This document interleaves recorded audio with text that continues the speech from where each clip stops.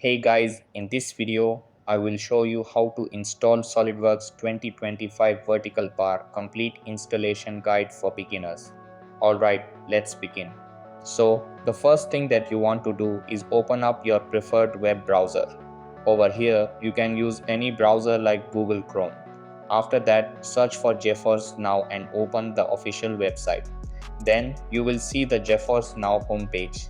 Over here, check that your computer meets system and software requirements, has a certified driver and graphics card, and has reliable internet access. After that, make sure you have local administrative rights on the computer. Then, obtain your SolidWorks serial numbers from your value added reseller or CAD administrator. Over here, register for an account on SolidWorks support and create 3D experience credentials. After that, go to the downloads page, select the version and SolidWorks products. Then accept the license agreement and click download. After that, unzip the files and run SolidWorks setup.exe.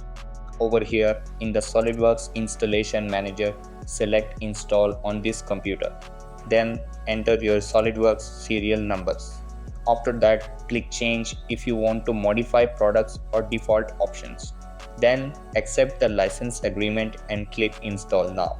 After that, when you start SolidWorks for the first time, activate your license unless you're a Solid Network licensed customer. Over here, to download and install service packs, go to the downloads page and follow the same instructions. Then, to modify, repair, or uninstall, go to Start Control Panel Programs and Features, select your SolidWorks version and right-click Change or Uninstall. After that, to transfer your license to another computer, deactivate the license on the original one by clicking Help Licenses Deactivate inside SolidWorks.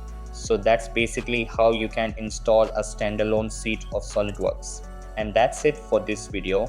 If you found this helpful, consider subscribing and giving this a big thumbs up. Thanks.